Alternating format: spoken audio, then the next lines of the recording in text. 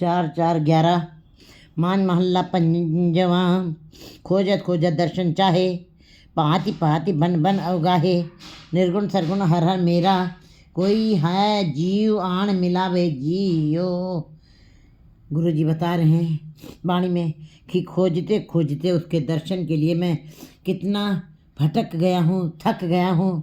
उसके दर्शन के लिए भांति भांति बन बना उगाए और जंगलों में तरह तरह के कोशिशें करते हुए, तरह तरह के उपायों को अपनाते हुए मैं उसको खोजने का प्रयास कर रहा हूँ। लेकिन निर्गुण थरगुण हर हर मेरा, कोई जीव आण मिलावे जियो। गुरु जी बता रहे हैं कि सो गुरु जो करो जी साथ जुड़ावे। ऐसा गुरु मुझको कोई मिला दे जो मुझको सच के साथ मिलाप करवा दे।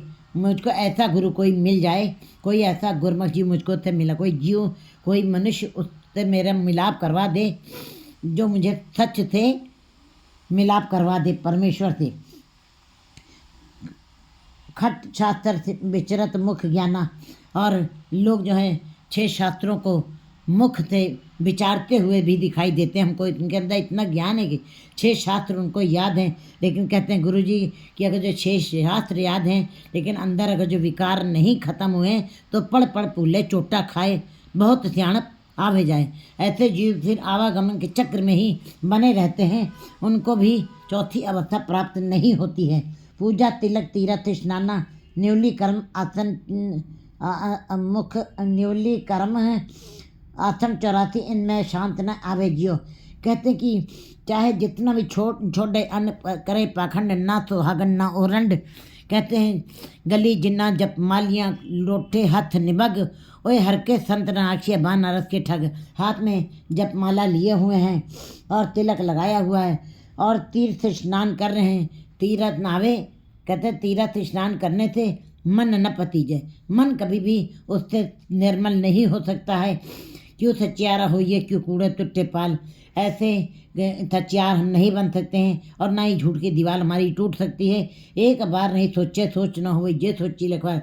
चाहे एक बार नहीं 1000 बार 1,00,000 बार स्नान कर लें। बाहरी स्नान करने से शरीर थोड़ी देर के लिए जरूर पवित्र हो जाता है, लेकिन मन कभी भी इससे पवित्र नहीं हो सकता। मन तो भजन से ही पवित्र होगा, नाम से ही पवित्र होना है। पूजा तिलक तीर्थ स्नान, पूजा करके तिलक लगा करके तीर्थ स्नानों पर भ्रमण कर रहे हैं लोग। न्यूली कर्म आसन 84 कहते हैं और 84 तरीके के आसन लगा रहे हैं। ऐसे भी लोग हमें दिखाई देते हैं। कहते हैं ऐसे भी लोग हमें दिखाई देते हैं जो अपने आसनों के द्वारा योगासनों के द्वारा उसको प्राप्त करना चाहते हैं। इनमें लेकिन फिर भी जीव इतने सारे कोशिशें, इतने सारे उपाय करके भी अपने मन में उसके शांति नहीं आ सकती है। गुरु जी वाणी में बिल्कुल स्पष्ट कर रहे हैं इस बात को कि चाहे तुम बाहरी कितने भी साधन अपना लो, लेकिन कभी तुम्हारे हृदय शांत नहीं कि बेचैन बना रहेगा। जिस बात की खोज के लिए तुम निकले हो वो खोज तुम्हारी पूरी नहीं हो सकती इन बाहरी साधनों के द्वारा। अनेक बरख किए जब तापा, अनेकों बरख तुम जब करते रहे तब करते रहे। चाहे जितना भी बाहरी साधनों से तुम साधन आसन 84 लगा के बैठ जाओ, चाहे तब कर लो, संयम कर लो, चाहे जो भी कर लो। कहते हैं गमन किया धरती पर माता, और फिर तुमने पूरी धरती में जा कर के भ्रमण किया है। तुम सन्यासी बन गए, भ्रमण किया है तुमने। हर जगह जा कर के तुमने घर को छोड़ करके और जंगलों में जाकर तुमने बसेरा बना लिया है और धरती में पूरी धरती में भ्रमण कर लिया है। एक खिन्न हृदय शांत न आवे, जोगी बहुड़ बहुड़ उठता वे जियो।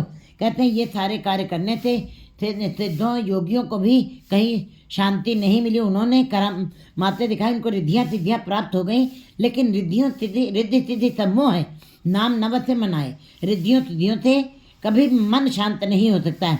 वो तो पदार्थ हैं, वो तो संसारिक की चमक है, संसार की चमक वाली चमक है जो जीव को अपनी गिरफ्त में ले लेती है।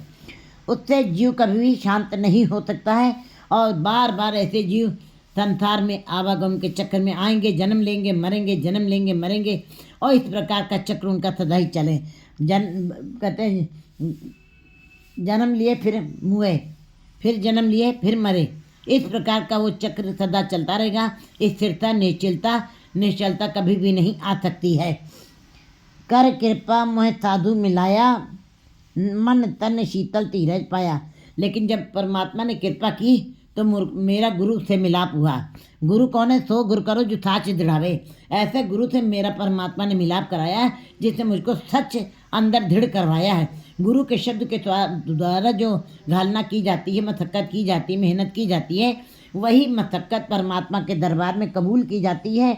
और जब गुरु साधु मिल गया है जो सच से जोड़ने वाला है, मन तन शीतल धीरज पाया, तब मन भी शीतल होगा, तन भी शीतल होगा। शीतल तन को शीतल करने के बाहरी बहुत उपाय हैं, लेकिन तन का और मन का दोनों का शीतल हो जाना गुरु के शब्द के साथ, ये एक आश्चर्यजनक बात है। क्योंकि सबसे पहले तन को ही गुरुद्वारे लेके जाना है। फिर जब तन गुरुद्वारे जाता है तो दर तेरह के पहले दर तक पहुंचना है, फिर घर तक पहुंचता है। मन घर तक तब पहुंचेगा जब तन पहुंचेगा। दोनों ही कहते हैं फिर जब ऐसा गुरु मिल जाए जो सच से जोड़ दे जीव को, फिर ऐसे गुरु से मिलाप जब हो जाता है तो मन और तन दोनों ही शीतल हो जाते, अंदर ठंड हो जाती है, अंदर बेचैनी खत्म हो जाती है, अंदर विकारों का जो भांबड़ मच रहा था, विकारों की आग जो जल रही थी, वो सब खत्म हो गई। अंदर सबर और संतोष बस गया। सबर संतोष धीरज का मतलब है जैसा प्रभु दे रहा है वैसा खा रहे हैं, जैसा पहनने के लिए दे रहा है वैसे पहन रहे हैं, जैसी उसकी रजा है, जैसा उसकी मर्यादा है, उस रजा में हम खुश हैं। बस इसी को कहते हैं धीरज, इसी को कहते हैं उसके हुक्म की पालना, और इसी को कहते हैं गुरु के शब्द के साथ जब जीव जुड़ता है तो धीरज इसी को कहते हैं। प्रभ अविनाशी बतिया कट पीतर, हर मंगल नानक गावे जियो। जिसके अंदर वो अविनाशी जो परमात्मा सदा ही अविनाशी आजार है, अमर है, हम काल में हैं, वो अकाल पुरख है। हम सारे जीव काल के वश में, हम समय लेके यहाँ समय के बीतते हम चले जाएंगे, लेकिन परमात्मा आद सच जुगाद सच है भी सच, नानक होती पी सच, वो सदा रहने वाला, वो अविनाशी है। फिर बसिया जब किसी जीव के अंदर घट के अंदर बस जाता है वो अविनाशी, तब उस जीव के अंदर गुरु जी कहते हैं हे परमात्मा वो अविनाशी पुरख मेरे अंदर बस जाए और मंगल नानक गावे, जब मैं तुम्हारे मंगल गीत सदा ही गाता रहूं, सदा ही तुम्हारी सिफत तलाता, सदा ही तुम्हारे गुणों का गान करता रहूं। 4, 5, 12